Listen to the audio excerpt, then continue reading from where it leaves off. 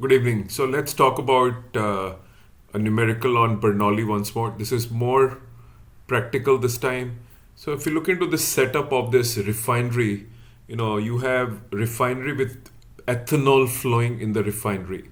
So you're given velocity to be V1 in the pipes and the pressure is given to be 101300.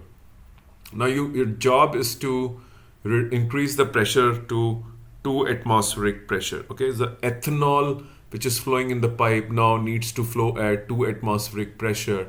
It is given that the velocity does not change, which means this expression and this expression can be removed from the numerical. So you're left with P1 plus half rho V1 square is equal to P2 plus, sorry,